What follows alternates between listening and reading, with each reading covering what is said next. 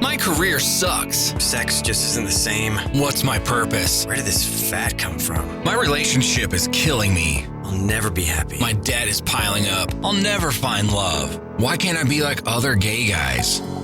Hey guys, it's time to get a grip, stop whining, make a bold move, and do something amazing with your 40-plus gay life. Let's get to the show with your Tell It Like It Is host, Rick Clemons, who does his best to never act like a dick or a diva unless you act like one first.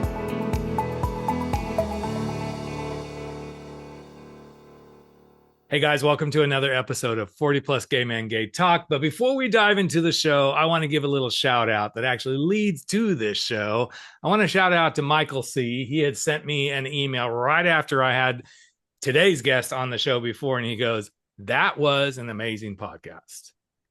It was more like accepting myself for the first time for who I was and what I like being.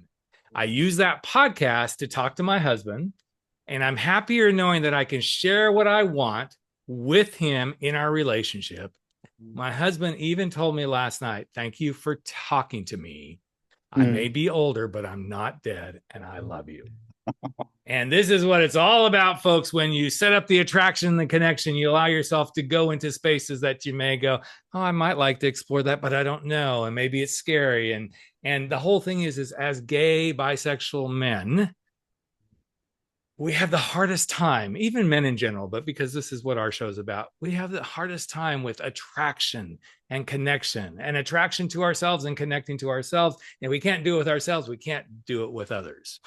And that's why I'm bringing my buddy Court Vox back on, the certified sex coach, the intimacy coach, the guy who really lately is just, all he wants to talk about is wrapping people up in ropes. I don't know. Everything I see on his social media is rope this, rope that. And I'm like, he roped me into his little world, and we have been doing stuff together. But he is amazing. He is the founder of the Body Vox, and he's got some fabulous retreats coming up that we're going to talk about. But we really want to dig into this attraction and connection.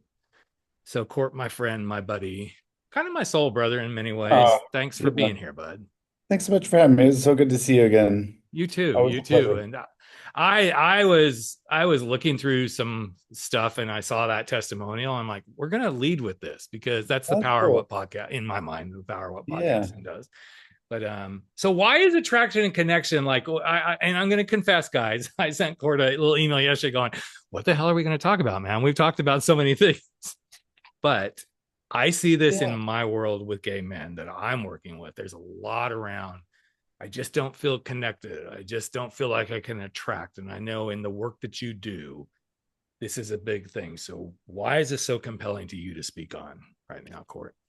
Well, what's interesting in my Connect retreats is that, as much as it is erotic work, we are delving into connection at its core and how to connect differently with each other in erotic space, but also just to connect through language, connect through rupture and repair, which is so important. I would say being able to repair after rupture in a way that allows people to feel seen and heard and to be able to move forward is probably the most valuable tool that couples and people just in general in relationship can have. It's such a skill set that everyone should practice. My partner and I, we talked about this. We have so many skills and so much training.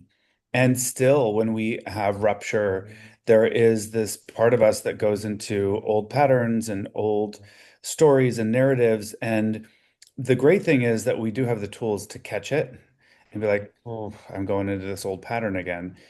And then I think about the people that don't have those tools, that don't have those skill sets, and how challenging it is to actually go into repair conversations that aren't about blaming and shaming someone, which is a lot about your own triggers. Yes. But I think, Connect has really become this space to also question what attraction is and what attraction means. I feel, and I hear from so many men that it's an energy. He's got a great energy, or he doesn't have good energy. And that word is triggering for me. Energy is triggering for me. Oh, It's come sort on, of, pick up your energy, Court. Let's get some energy yeah, going here. it's like, what does that mean? And I think Exactly. it really comes down to facial expressions, Mhm. body cues. It comes down to smell. It comes down to um, bias. Mhm. Bias is a really big one. It comes down to social location, which is, where people are from and what kind of body they have and where they grew up and their race and their age. And we have so much bias when it comes to Mhm. social location, um, that we weed out a lot of people even before we give them a chance because we've already made an assumption about who they Yes. are and where they stand in the scheme of life. And so, Connect is really about questioning some of those things and understanding, like, is this a social cue that was learned, or is this something that I actually believe? Well, I think you brought something up that's really interesting. Well, lots of things, but let's start with the rupture because even everything you just said about, these social cues and everything, it's these ruptures we experience. And then a lot of times as, humans, but I'm going to go straight into gay and bisexual men, when those ruptures happen, oh, somebody doesn't respond to me on an app, or my partner says something, suddenly the rupture happens and we Mhm. shut down. Yeah. And then we wonder why we can't connect or we don't find something attractive. I mean, let's just kind of play with the apps just for a minute here. Swipe, swipe, swipe, swipe. Every time we're doing a swipe, we are dismissing. And I get it. We're attracted to what we're attracted to. But in this age of everything in the palm of our hands, not just our cocks, but everything that's in the palm of our hands, is leading us into this space where we can't connect and we're making judgments at the speed of light.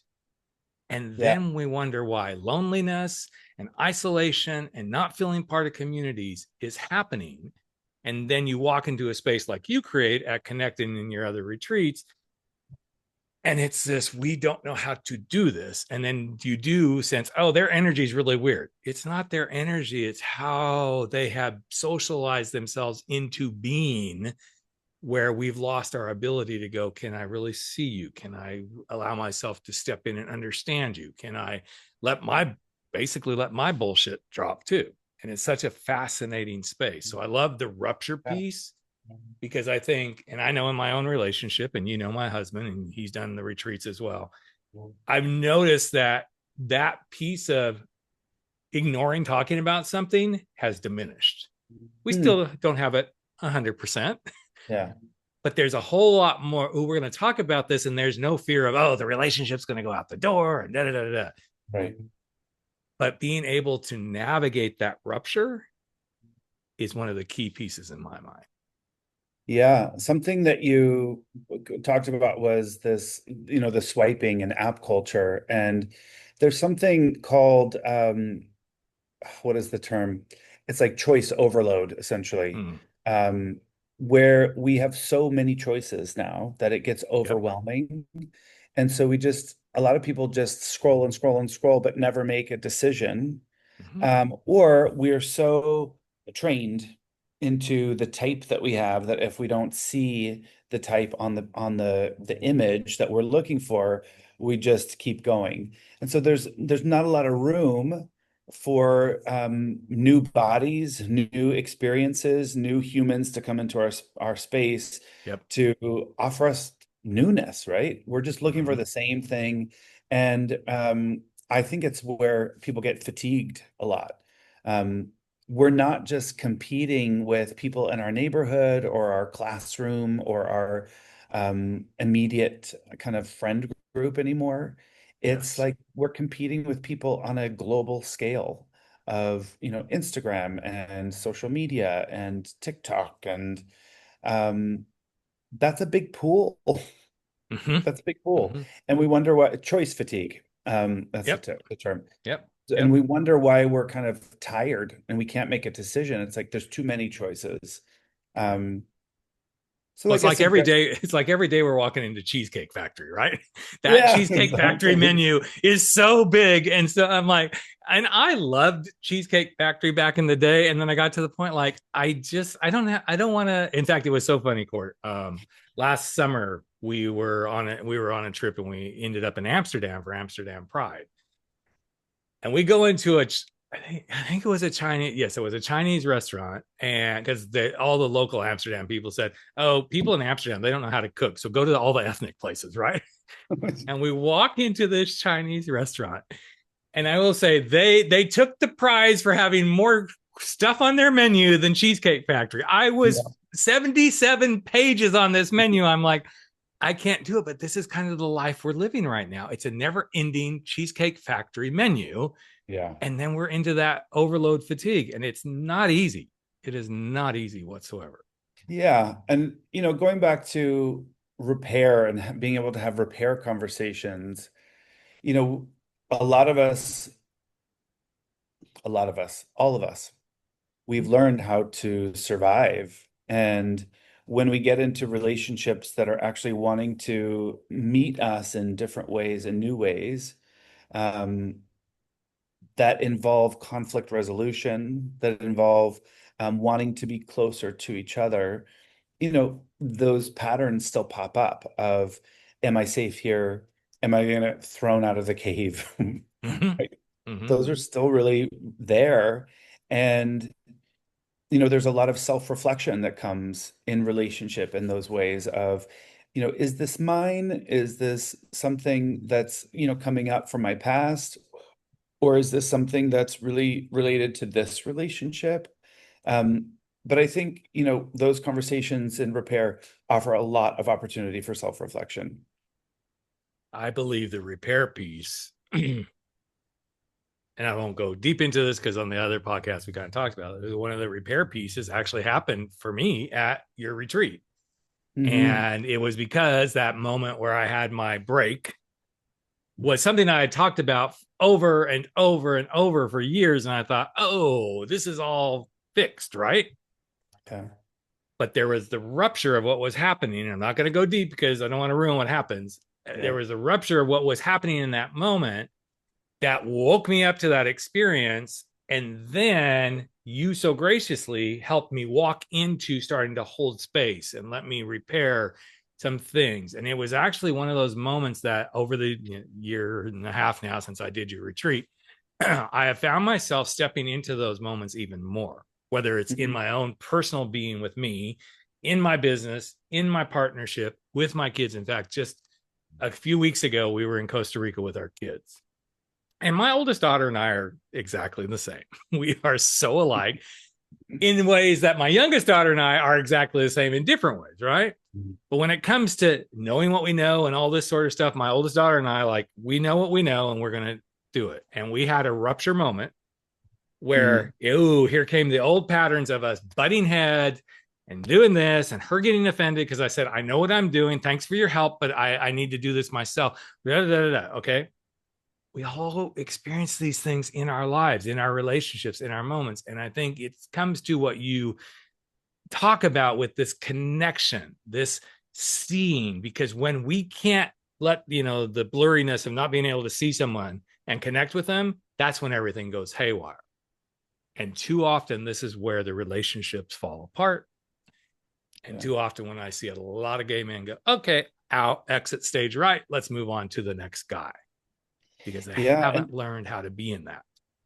Yeah. And, that exit stage right or stage left isn't something that happens overnight, right? It's Mm-hmm. something that is chosen over tons of microaggressions and micro erosions of connections. And oftentimes those come because we don't have the skill set or we don't have the voice to express whether that's desire or express needs or express boundaries.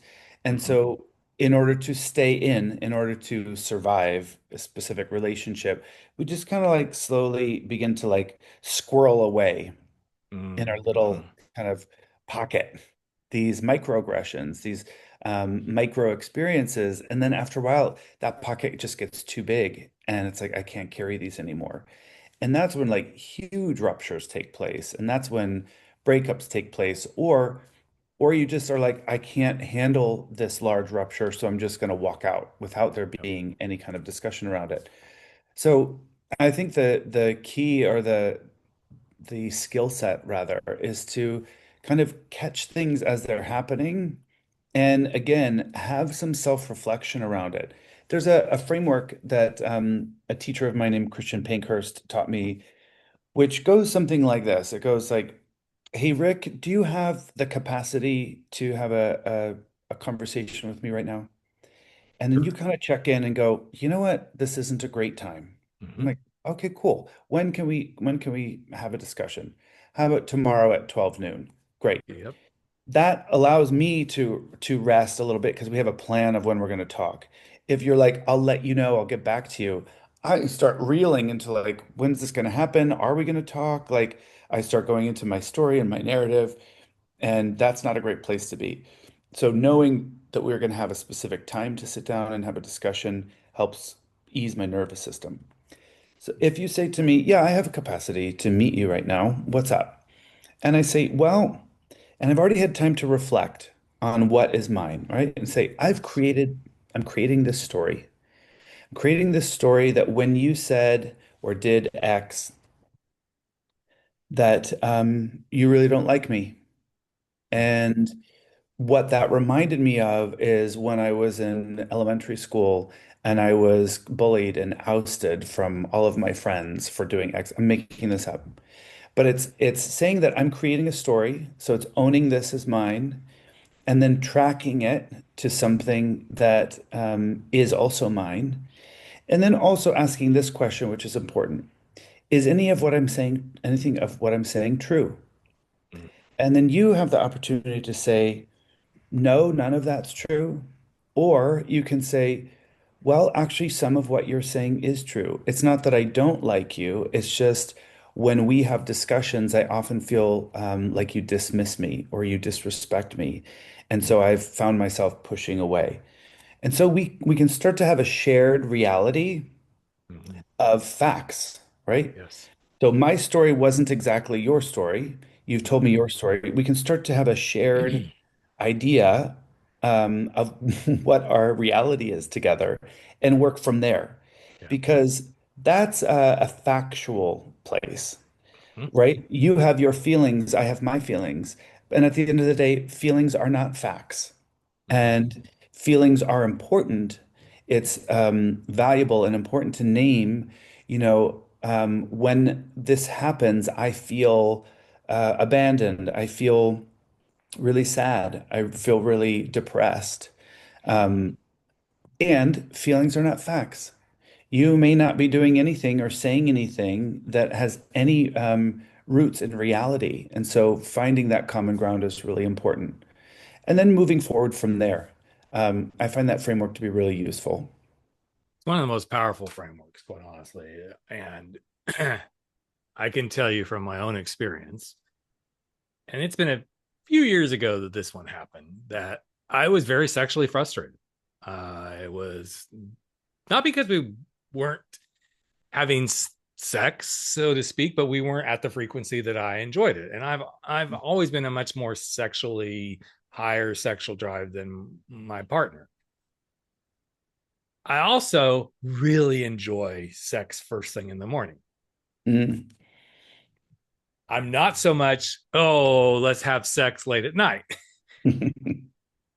And I finally was like at that, here I'm gathering my little nuts of, like, Yeah. okay, I'm storing this away, storing this away. And I knew the explosion was going to happen.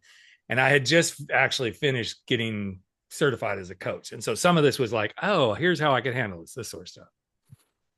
And I remember the conversation starting this way. I need to speak with you about something that is coming up for me. And I'm sure it's my story that I just need to share with you so you can understand what's going on. Mhm. And I said, I am a very high sex drive person. And of course, my partner said, I know. Like, okay, well, at least there's the Right. facts. We know this, right? I said, And at the time I could probably have sex 2-3 times a day. I could Mhm. at that time I could have. I said, but I really enjoy having sex first thing in the morning. And when you don't want to, I say to myself, he doesn't want me, which was Mhm. not true whatsoever. Right. It was a coming together, no pun intended there, boys. It was a coming together of understanding each other, like, okay, let's really start to understand the dynamics and what's in here and where is Rick's story off and where is my husband's story off in this whole thing. And it was the one of the hardest conversations I've ever had, Court. And it was one of the most beautiful conversations. And again, this was years ago Mhm. that I felt like, okay, guess what? There were no divorce papers filed. There was no fine, you're not getting any sex ever again. None of Right. that happened. It was simply, ooh. And even as we've opened our relationship and stepped into that more, it's been interesting to see how much the two of us communicate about certain things, still working on it in a lot of ways, but it makes it so much better because we come from that space of, here's my truth that I'm sharing. I'm not saying it's 100% the truth, Right. but I wanted you to hear and see it so that you could better understand me and I can better understand what's going on for you. And so many guys, humans too, but so many guys are afraid to have those kind of conversations. And I remember in the retreats how many times you walk people into that space and it's so powerful. Yet, what do you do when you have the narcissist in the room that's like, nope, not me, it's all you? Yeah, Tricky what do one. you do? That is a tricky one. I think we have so much. First of all, I think the way that we have attached narcissism to so many people is not true, Yep. right? So to name a real narcissist, there are real narcissists that exist, but I think we've attached, he's a narcissist or he's so narcissistic. I think we've attached that to people prematurely without looking at our own stuff, without looking at Mm-hmm. their issues or their wounds. Um, but I think to notice, like we have kind of a lot of skill sets now to notice symptoms of when there's a narcissist in the room, of when it's always your fault, even when you're the one kind of coming in being like, hey, I'm having this issue and I feel this way and owning your stuff. And they're like, you're right, it's your fault. Everything's Yep. always your fault. I think, to be able to track that is really important. I think also with narcissists, they do it in a way that feels really attractive. You Mm-hmm. know, they're bringing a lot of things that are attractive to the plate in the beginning, and so there's that switch a lot of the time that happens Yes. where it's like, wait a minute, this isn't the person that I kind of fell in love with or Mm-hmm. started this relationship with. What's going on? And so that flip happens so quickly and also in a way that's people are still romanticizing and fantasizing who they were Mm-hmm. rather than who they're showing themselves to be now, Yes. and kind of hoping that that initial person will come back. And oftentimes, actually, in a true narcissistic relationship, that person is showing you who they are at that point. Yep. And, Yep. you know, sometimes it's hard to get out of that because, again, you're romanticizing what was and who they were for you in the beginning. So, just ways to kind of be aware and if somebody is constantly triggered and constantly not taking ownership of their own feelings and their own actions, it's information. Mm-hmm. Whether they're a narcissist or not, it's information for you to consider whether you want to be in a relationship with them or not. It's interesting. I was working with a client a few years ago, and every time we would get into discussions about, and it was around relationships. Okay. I knew I was stepping into working with this person as who was narcissistic when, well, that really had nothing to do with me. It had everything to do with him. Well, then that came up, but that had nothing to do with me. And I remember that session so vividly because I'm like, okay, and that's when I was doing 1 hour sessions with people. Um, I spent a whole hour here. It had nothing to do with me, everything to do with him. And it was a tough one to navigate. And part of what we ended up doing in that work throughout the 6 months I worked with this beautiful, beautiful human was helped him start to see his narcissistic tendencies that were preventing him from being fully embraced and engaged in his relationship, having the sex life that he wanted, being who he wanted, asking for what he wanted, because it was all about the other person not doing stuff. And when we broke through, whew, it was a big day, but it was also now the real work begins, because now I actually asked him to, simultaneously go work with the therapist, because there was some stuff that needed to get untangled around familial, upbringing, socialization, all that sort of stuff.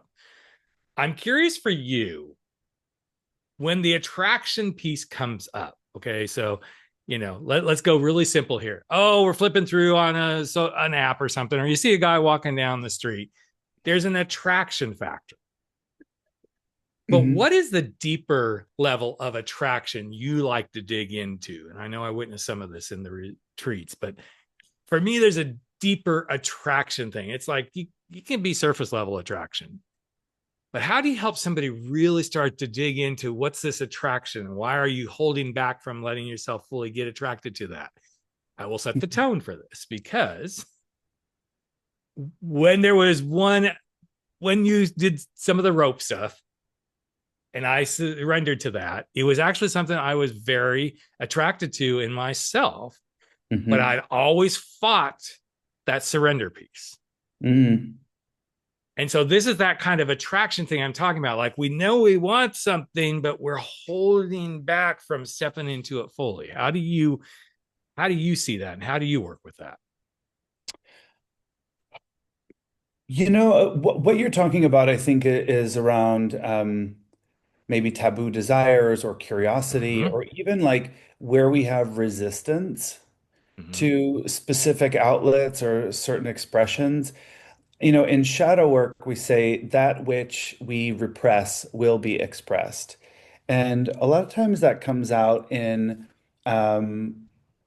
how we talk negatively about something. Oh, I could never do rope. That's for super kinky people. Or I could never be spanked or spank somebody because that's so out of my league, or that's disgusting. When in actuality, that resistance is actually the fuel of something that's really exciting for you. I think really what's fascinating is if you go to Pornhub's analytics every year, they currently have 2025 out, and you look at some of the fastest growing categories, top 10 categories of the year, one of them is trans porn. And to just kind of look at the culture, like what's going on in our culture around trans people, and how, they are the scapegoat, they are the villains, they are really like struggling to be seen and heard from a cultural lens. And then over here, those same people that are casting the stones Yep. are checking them out, are Yep. eroticizing that. And so there's this piece of like the thing that is the most resistant to you is often where your eroticism, your real turn on lives. Which is So I can step into that one with a true real life experience I just had. I went to visit my parents in the last month. They live in the northernmost part of Idaho, Coeur d'Alene, Idaho, close to the Canadian border. Very, very red. Okay, we'll go there. Very, very, quote, conservative, Christian, all that sort of stuff. I was on the apps, and I'm always kind of shocked by blank profiles and all that sort of stuff. It was to the extreme this visit. There were so many blank so many blank profiles, much more than when I'd been there before. But the other interesting twist to your point, Court, was the number of profiles that were cross-dress. Oh, interesting. Yeah. Very interesting. And I thought, oh, this is like a little petri dish of exploration right here, what I'm observing. And of course, being a great coach, I'm like, ooh, this is fascinating to me, because we go from the extreme of, okay, blank profiles, which isn't that extreme. It happens quite a bit. But to see that, and then the only other thing, I mean, I could count on just about any given time I hopped on Grindr, Like, okay, out of the ones I can see, because I don't pay for it, I don't know, two or three people with pictures, Right. a large majority of no pictures, but yet the bigger number was actually those who were cross dressers in their lingerie. I thought, oh my gosh, this is so fascinating, Yeah. If you want to take especially it, in that area. if you want to take it even a step further, I think, I've talked about this before, but I think homophobia is so ingrained in our culture, but also in gay culture itself.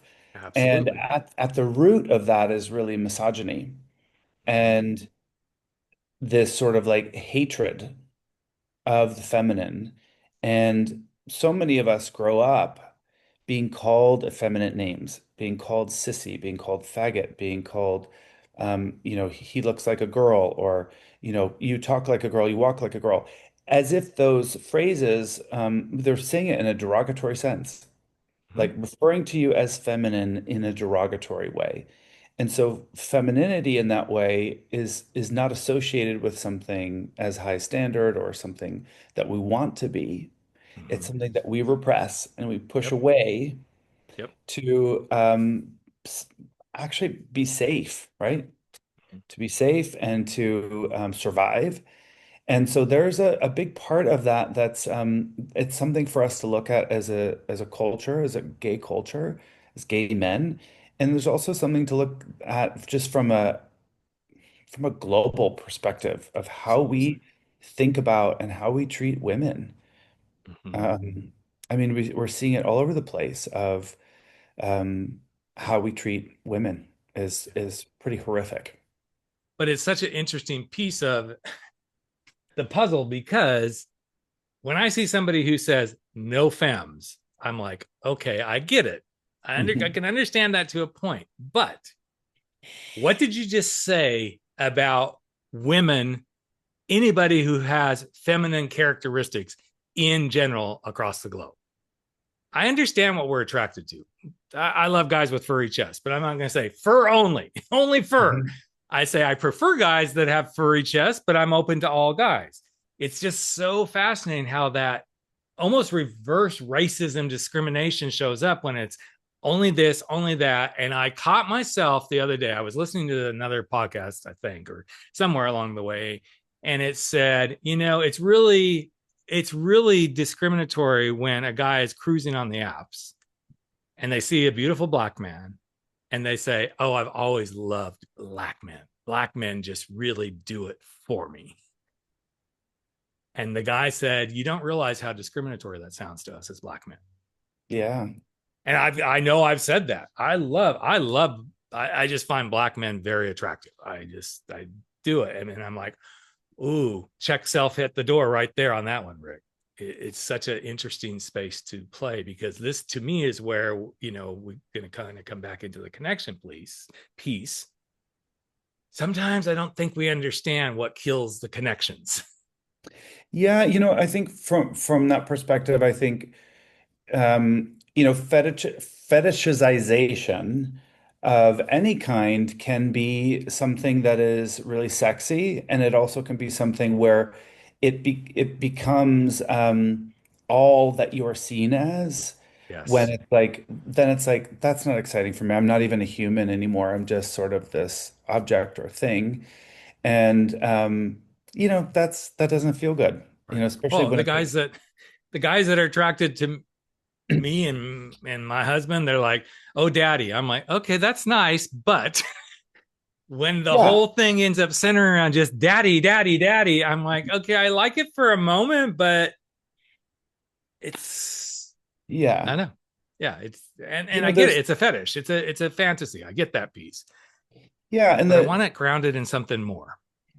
I think that the what I'm trying to do in my work and also at Connect in particular Mm-hmm. is to have people arrive with all their fears, with all their baggage, Yep. and then kind of come to a place of like allowing themselves to drop some of the baggage, Mm-hmm. drop some of the narratives, drop some of the ways that they understand eroticism, the way that they understand sexuality, and learn different pathways, learn new ways to communicate, learn new ways to communicate not just with language and words, but with their bodies.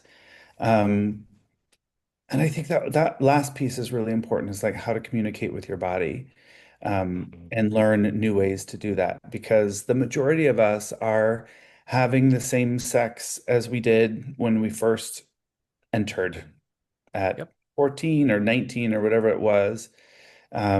We're kind of just repeating, and we get bored because we're having the same sex, with, sometimes with the same person. And it's Yep. sort of like, well, we're gonna need a little novelty here. So, um, it's sort of like we put a lot of money and effort into learning um, all kinds of things. We hire trainers to get us in shape. We hire nutritionists. We read books. We do all these things. And then when it comes to our sexuality, our erotic lives, we kind of just expect that we're supposed to know how to do it and we're supposed to be good at it. And it's sort of like, how? There's Yes. no formative education. We didn't always learn from the best examples or the best experiences. And so, how? How is that supposed to be possible for all of us?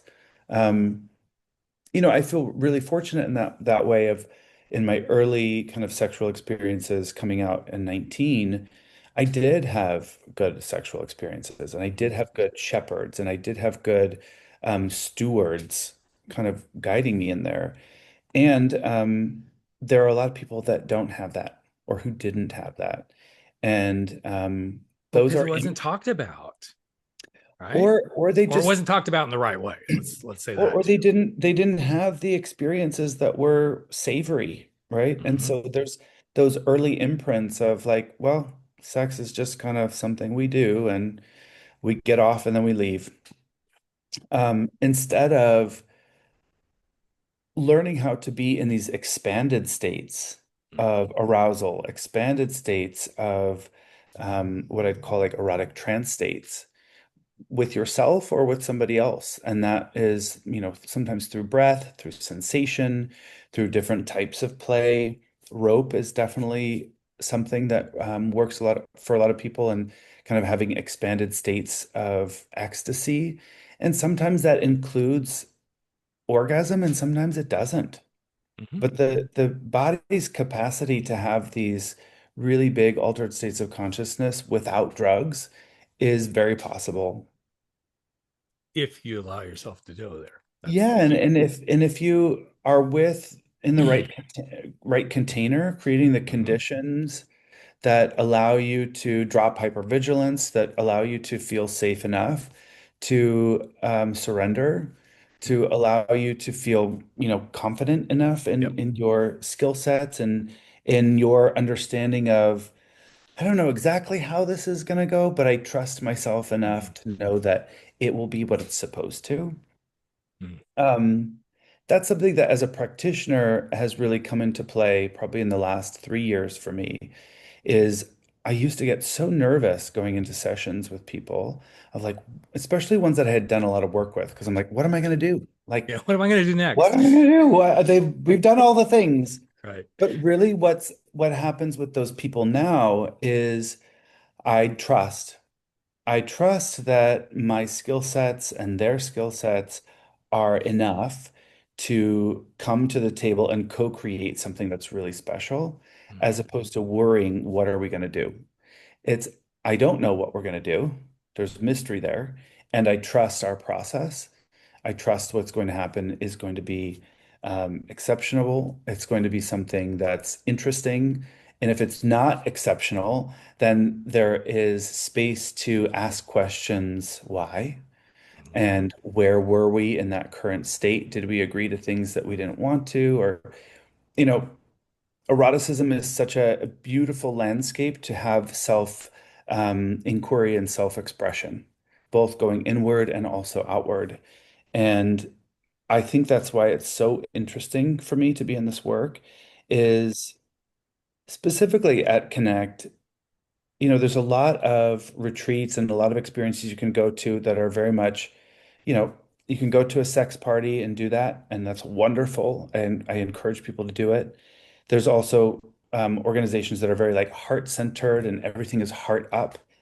this is really a lot of heart. It's also genital based, it's full body, and everything's on the table. And there's a lot of it's like There's a lot. I'm nervous and I'm also excited at the same time. Right. But It's interesting because what you just described, Court, is actually exactly the way you enter into the sexual experience in the bedroom.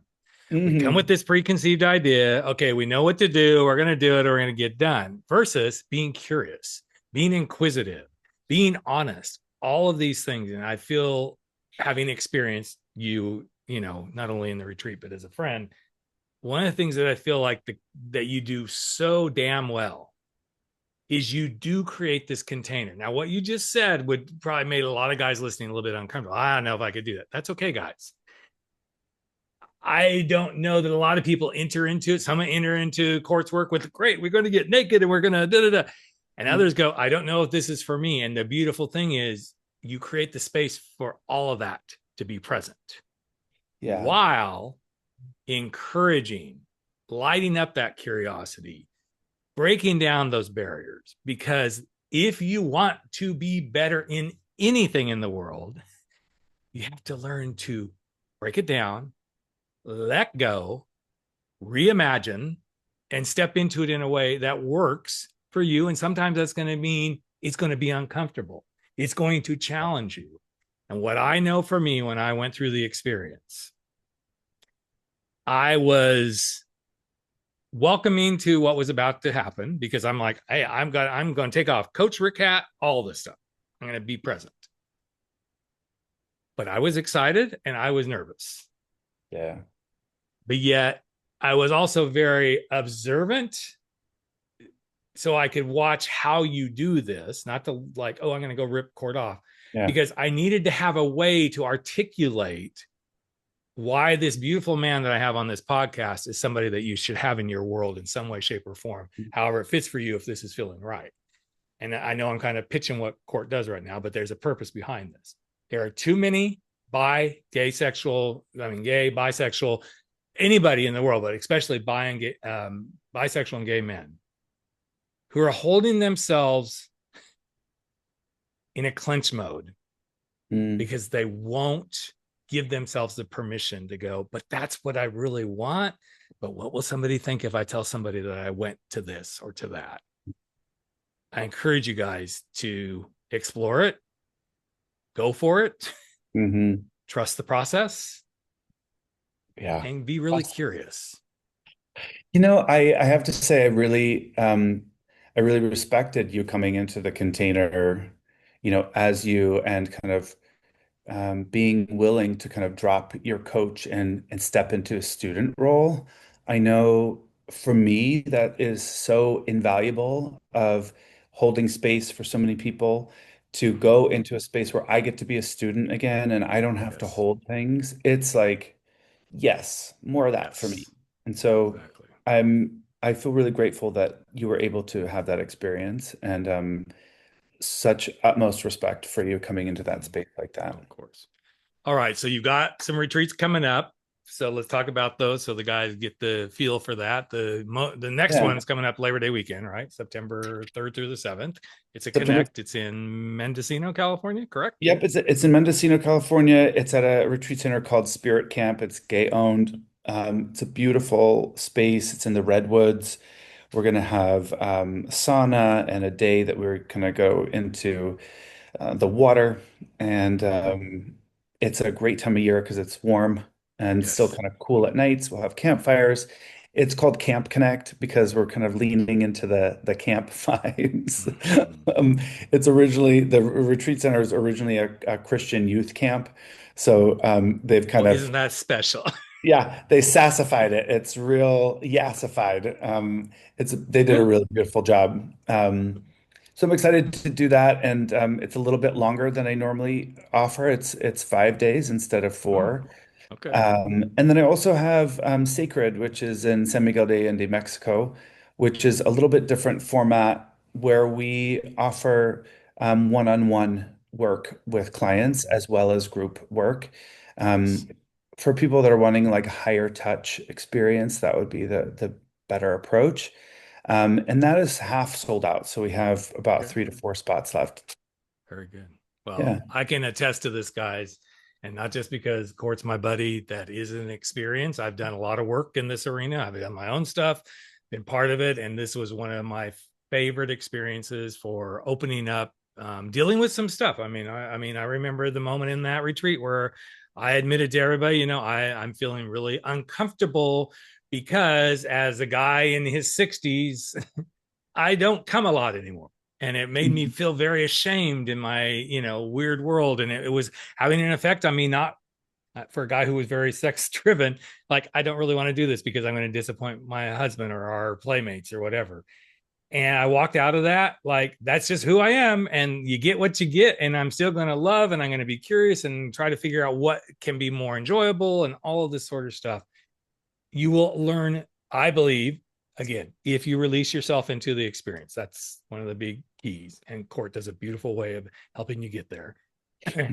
You will walk away one side of the coin or the other, seeing yourself in a different perspective. I know some people walk away and go, nope, that wasn't for me. Great. But guess what? That's information. That is such good information for you to have. There's others that walk away like, I can't wait to go do this again or find even depth. So I just feel like these conversations are so important right now, especially in a day and age where we are feeling very disconnected and we're not sure who we are.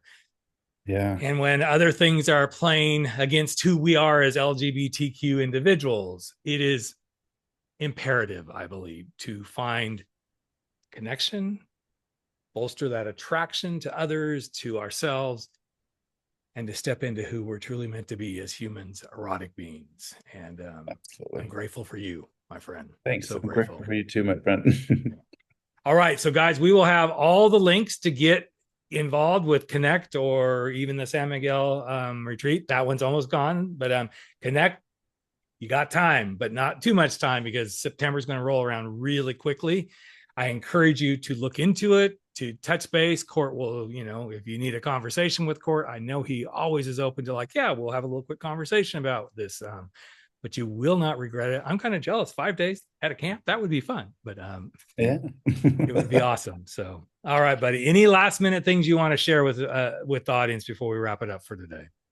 I don't think so. It's so great to see you, and it's always such a pleasure to be on the pod. So thanks for having me. Of course. And guys, keep being who you are. We just wrapped up Pride Month. Do not let that, energy die, so to speak. Keep being who you're meant to be in the world. No fears, no excuses, no apologies, and go out there and have a great day. And we'll be back in another week with another episode of 40 Plus Gay Men, Gay Talk. Take care, everyone. That's a wrap for 40 Plus Gay Men, Gay Talk, where size doesn't matter. We drop our bullshit, get over our screwed up fears, make bold moves, and live life without apologies. Don't forget to join us on Facebook at 40 Plus Gay Men, Gay Talk, where the conversations continue.